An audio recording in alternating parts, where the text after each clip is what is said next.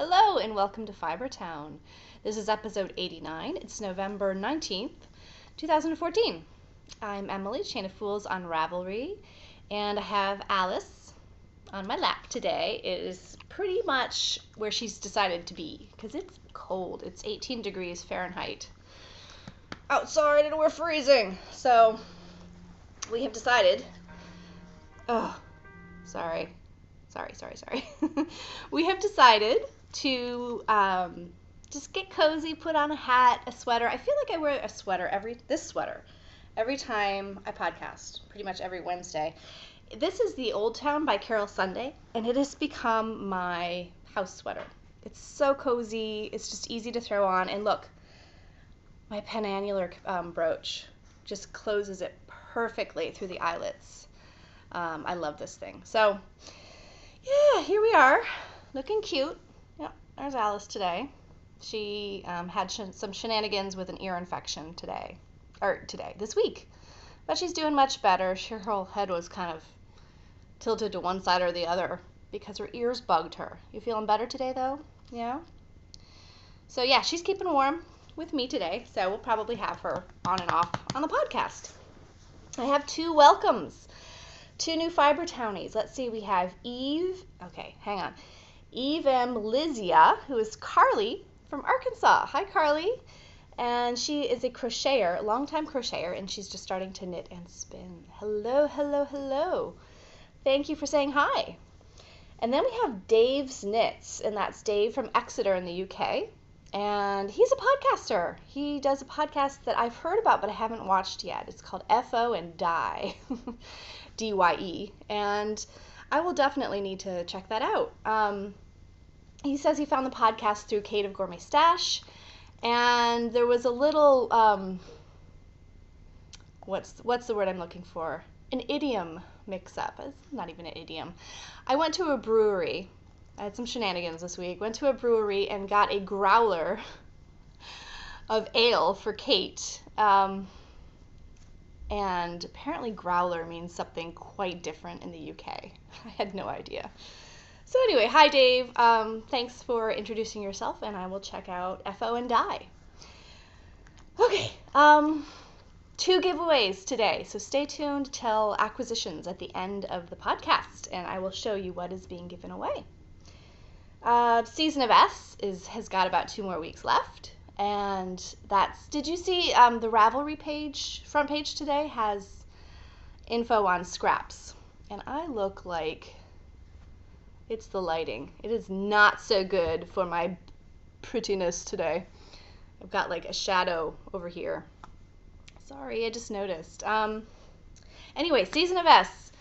Tag it on Instagram, FTSOS. Put it on Ravelry. There's going to be prizes drawn from both places. So get your stuff done and check out the front page of Ravelry because it's all about using up scraps. Alrighty, so we have FOs, we have works in progress, spinning acquisitions, and giveaways. Right, Alice? If you have any Ask Fibertown questions, I'm getting low again, so feel free to go on over and ask a question. There are a few that I still need to get to, but I haven't planned one for today. So, all right, I have 2 finished objects. Let me show you the first one. And unfortunately, I don't have it in real life, but here it is on my phone. It is the hat that I knit out of the Joanna Spring Bat Mix of Clouds and Sun.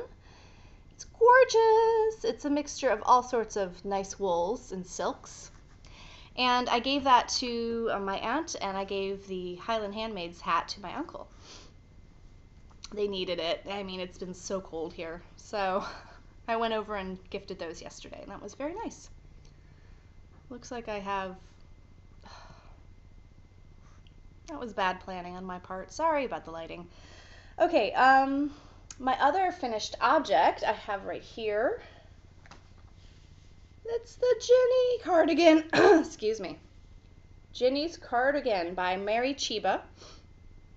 And it came out gorgeous. This yarn, The Princess by Classic Elite, which has a little bit of Angora, a little bit of cashmere, wool, and then a couple of synthetics in there.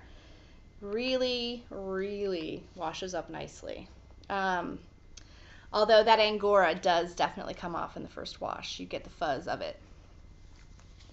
But my daughter wore it yesterday and she loved it. It fits, but it doesn't fit buttoned. I mean, she's 12 now, and she's no longer really little girl sizes. So I think I should have knit the small instead of the extra small. So, but she loves it, and I don't think she would have buttoned it anyway. And I did a finishing technique, which was a first for me. I put in grosgrain ribbon.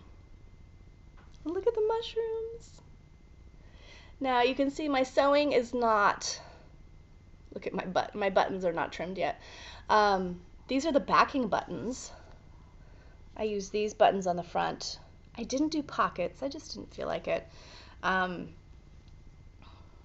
So the grosgrain ribbon makes a big difference. These buttons are in here. I mean, they're just very stable. Now, I couldn't say if this really makes a difference in how the button band closes, because the button band doesn't close. However, I will try it again for sure on another cardigan, because it seems like it just makes this quite solid and good and like well finished, for lack of a better term. So she loves it. She got lots of compliments, and I would definitely use this yarn again. But I always tend to knit sweaters too small. For me, for her, it's just a thing I do. I just don't pick the right size. So I need to just get myself in a different mentality. Knit big sweaters, knit big. So that was great. That's finished. And, okay, I have to share this. Her chorus is going to be singing at the White House. Yay! So during some of the Christmas tours. She will not be wearing that sweater. She'll be wearing her chorus outfit from her school. But very exciting. Okay, my other FOs today are sewing creations. I sewed for the third year in a row. It's become a bit of a tradition now. Around this time of year, I sew pajama pants for everybody. Except for me, because I don't like pajama pants. But, I should make myself a pair just for sweatpants around the house. Anyway, My Cotton Creations has a blog, and they have a tutorial for sewing pajama pants. I highly recommend it. You just use a pair of pants that currently fits as a template, and you fold them in half. You cut around them, no kidding, with about an inch or two, what's it called? Selvage. You just basically use your own pants as pattern pieces. And the sewing couldn't be easier. You have to know how to sew. I know, right? You have to know how to sew elastic in, but that's really no big deal. Okay, so we all go to Joann's, and they have a great time picking out fleece. Yes, my son, look at how they came together at the crotchal area. Isn't that awesome? Yes, these are the ones my son picked out. And yeah, the legs are so not even. Here. They are, look at that. There's about, not that much difference, really. But, yeah, there's about a half-inch difference. It doesn't matter. It doesn't show when you put them on. I am so not exact. If you're a good seamstress, you could do, like, perfect job on this super easily. But I can do a very wearable job super easily, and I don't sweat the details. So there's those. I sewed him 2 pairs. He picked out the ugliest fabrics, but he loves them. I made some for my husband for the first time. I hadn't done that before, and he picked these. These are like a terry cloth, which is a little harder to sew, but still, they came out great. And then my daughter picked one of those terry cloth materials too, with frogs on it. That's I made them really big for her, and she's just like, oh, they're so cozy and nice. I made them big, and I made them long. So, yeah, and there's another pair for my son too, but that's in the wash. And everybody's wearing them and loving them. So if you are interested in doing that, check it out. You can totally do it. Pants are not hard to sew, at least not the way I do them. Oh, my hair. I've got my bad hair day tucked up in my Barley hat, which is out of Dragonfly Traveler DK in the Bad Moon Rising colorway. Yeah, that's it for FOs. I have a little doggy in my lap who's she's gonna be glued to me today. That's how cold it is. I've been wearing my fingerless mitts in bed, especially if I'm knitting in bed, because my bedroom is kind of colder than the rest of the house. It's the last stop, and the heat kind of is more distributed in the rest of the house. And my bedroom is the end of the line, and it's pretty cold, which is good for sleeping, but not for knitting in bed. So, yeah, I've been wearing the fingerless mitts and a shawl in bed and when I knit, so kind of cozy and nice. All right, so we have works in progress. Let me show you what's happening. I've done a lot of fixing things this week. I fixed my lollipop socks, my lollipop yarn socks in the movers and shakers colorway. I don't have them to show you, but one of the socks was not long enough. It needed I don't know, 5 to 10 more rows in the foot. So I pulled out the Kitchener and I ripped back and I reknitted, and it fits now. And I am so relieved. It was so irritating to wear. And then, so having done that, I was inspired to pull out my worsted boxy and knit it longer, because I did have some leftover yarn. This is all that's left now, but I had to cut it. I cut the ribbing off. What I did first was let me take it out of my Jan Smiley bag, which is the bag of all good luck. Okay. The thing about this yarn has always been that it is in pieces, and because it was a Rocky Coast cardigan initially, and since it's in pieces, I couldn't alternate skeins really, so I've accepted that this is kind of be like around the house sweater.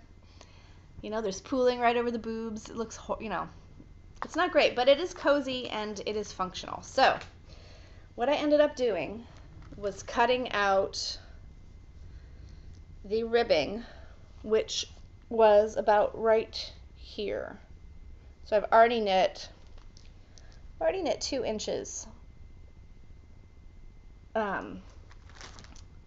additionally. So before I did the cutting, like you do an afterthought heel, I picked up the right leg of each stitch around with a needle, long circular needle, so that I had stitches that were live and ready to go after I cut. Now there were a few places that I cut too close, and so I would say about 15 stitches were cut too close and unraveled one row further than I wanted. So I had to monkey around with fixing that. And the inside is it's a mess of little ends. So that's because the rest of the yarn is in small pieces. Not always that small, but definitely not skein sized. But it's a gigantic sweater. It's supposed to be gigantic. It's gonna be very nice, and I'm gonna be relieved that it's more wearable, even around the house. It's going to be longer and drape a little better. So I just started the ribbing. Oh my gosh, and there's so many stitches. So I really want to get it done and dusted. Who says that? Chrissy of Stitched Together. I want it done and dusted. So that is a work in progress yet again. And I've taken to calling this yarn, it's called Paris Nights.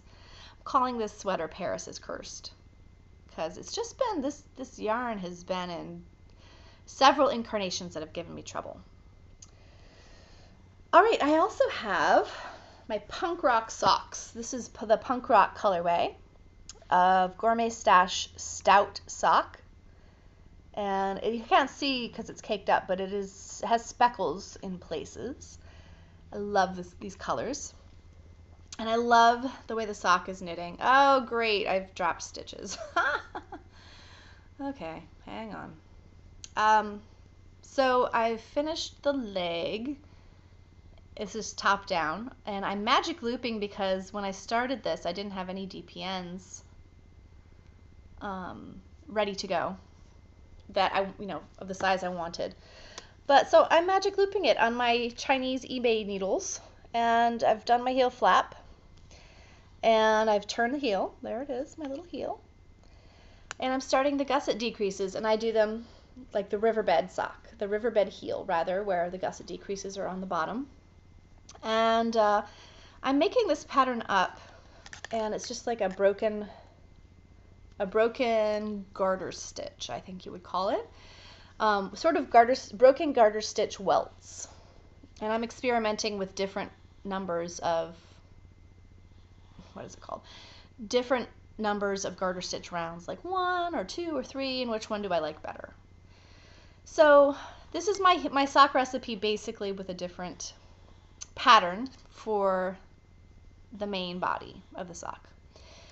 And yeah, I'm just kind of deciding now if I want, how far I want this to carry on the foot of the sock. Definitely not on the bottom, but do I want it to go down the sides? I don't know. So I'm at that spot where I need to decide. Everything is picked up, and I've decreased 1 gusset round, and I really like the way the heel flap looks. I know people say heel flaps take them forever, and they don't like to do them. Heel flaps don't take me forever. They just go by so fast. I'm excited when I get to the heel flap because I know it's going to be done so quickly. And I think one reason is that I do them the opposite way of how a lot of patterns tell you to do them, which is they tell you to purl 1 row, and then the next, no, is that way? And then the next row you slip 1, knit 1, slip 1, knit 1 all the way across. This makes a big difference for me. That slows me down a lot. So what I do is I slip 1 and knit a row, and then I slip 1, purl, and then slip 1, purl 1, slip 1, purl 1. Because I know my purls are going to go slower anyway. So why don't I have 1 fast knit row and then a slip purl row? Because the purling is going to take me longer anyway. Sorry, Alice. She hates it when yarn tickles her face. So I get my heel flap done super fast. And, some people say that might shorten your heel flap, but just knit more rows, till it's the length you want. Okay, so that is a work in progress. What else? I have a barn raising square that's gotten a wee bit of attention, not a whole lot. There's my Sarah Pomegranate Scully stitch marker right there. This is yarn, it's Matash sock. It's from Swensti, who's another Sarah from New England, from Maine. And yeah, so this gets maybe 2-4 rows a day. Again, nothing has been done on my sock yarn scrap blanket, but I do have some acquisitions for it. One last work in progress, and I don't know if I'm going to show it to you or not, because it could end up being a design. I think I will show you, but I'm not going to tell you the inspiration behind it until it becomes a fully fleshed design. It's some color work. I'm not going to show you up close. It's a swatch. And it is using all of this lovely, can you see that? Gourmet Stash mini skeins. Oops. So it's a swatch. It's playing around, and it's in a basket I crocheted ages ago. Look at that. I think this is out of Lion brand, Thick and Quick. And it's got E's all over it, because whoa, what's wrong with that E? Oh, I see, it's a spiral. Because I am Emily Elizabeth, and I predate the Clifford books, I will have you know. So the Clifford books stole Emily Elizabeth. I had it first. So E. I'm triple E. My married initials are triple E. Alrighty. You needed to know that, right? No. Spinning. Okay. Spinning. My Jacob fleece is in the home stretch. Sort of, kind of. But let me show you what I have so far. I love how this is coming together. Look at this. This is my basket of my lovely Jacob fleece from last year's Maryland Sheep and Wool. Smells so good. So we have the white, the mixed, and the dark. The dark is, I think I have a ton more of the dark. I have at least 8 more ounces. And the dark has so much veg matter in it. Just lots of bits of plants and hay and seeds, more so than the rest of the fleece. It's really strange. Maybe it comes mostly from a part of this particular sheep that, I don't know, the part of the sheep that got rolled in the hay. I don't know, roll in the hay. No pun intended. So it's all a 2-ply, and oh my gosh, the yardage I'm going to have is pretty astounding. It's definitely sweater yardage. Let's see, how much do I have so far? I've got already 1,500 yards or so. I'm probably going to have over 2,000 yards. I know. I could probably do 2 projects. So we'll see. We will see how it all comes out. I also have Smaug's Diamond Waistcoat, Poonies, from Shenandoah. They are finished. Look at that. Very, very fun. Just love Kate's Poonies. This is a 2-ply, and it's quite thin in places. It's mostly spindle spun and wheel plied. It is 1.25 ounces, and it's 260 yards. So it's quite thin in spots, you can see. Quite thin. This is the superfine merino top. I think she calls it, her stellar top. No, she doesn't. No. These are Poonies. I don't remember what the mix was, but it is sparkly. Smaug has his diamond waistcoat. He likes gold and sparkly things. There we go. So fun to spin. And more about Kate later. She's got stuff going on. So I will talk about that later. What else? Okay. I did wash up some of my new fleece. And it is gorgeous. This is my Rambouillet Corriedale Cross. This is washed. This is about, I don't know, I can't remember. I don't think I weighed it. A couple ounces. Beautiful, beautiful, beautiful. And I did some prep experimenting. It's a pretty short staple. It's 3.5 inches staple length. And which, I've seen shorter, I've seen longer. So I decided to try to comb it, and it is gorgeous, gorgeous combed. I have a little fluffy nest of combed top. I have Valkyrie combs, and they're just really fun. They're very, very fun and zen to work with. And I've got a nice length of top here. Squish, squish, squish. And I also did a roll-log, which has come unrolled on my hand cards. And I have Strauch hand cards. And I like it less. So I did 2 little combed nests, and I spun one. And this is wrapped around, I don't know if you can see, this is wrapped around my EOS lip gloss. It's a ball. It's like pomegranate flavored. So I spun this. I'm gonna try spinning the roll-log, and then I'm gonna spin my other top. I'm gonna 3-ply them all together. Just see how it is plied up. So just a wee bit of this one processed and starting the sampling process. It's really nice. However, my heart still yearns for a gray fleece. That needs to be a priority in next Maryland. A gray oh, Alice, my leg's falling asleep. Oh. All right, go back to sleep. Okay, so is that it for spinning? It is. Okay, are you ready for acquisitions? Hi, darling. Acquisitions. All right, where to start? Okay. Went to Frederick, Maryland this weekend. Kate Gourmet Stash was having a trunk show at the Knot House, which is a really great yarn store in Frederick, downtown Frederick, which is a lovely, lovely town. You want to sit down over there? Here, make you room. Sit down.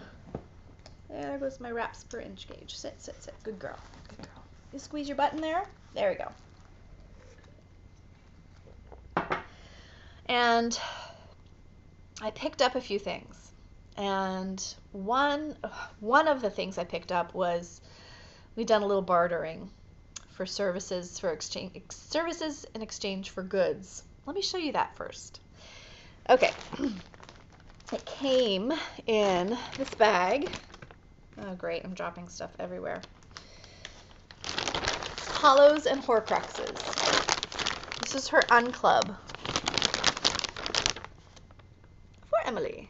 And you can see the Hallows and the Horcruxes there. Well, those are the Horcruxes, actually. Harry Potter, Hufflepuff's cup, Ravenclaw's diadem. Ooh, that's Nagini. Nagini was a Horcrux. What's that? Slytherin's locket. Can't remember whose ring that was, but it belonged to the family of Tom Riddle's mother. I can't remember their name. I'm having a geek fail. And Tom Riddle's diary. Okay, so, and then the Hallows, of course, are the Resurrection Stone, the Cloak of Invisibility, and the Elder Wand. Geek. I've always been a Harry Potter geek. So, this is a very somber unclub, okay? But it's spectacular. Okay, so we have Ravenclaw's diadem. Look at that. That's superfine merino, yak, silk, bamboo, and Angelina.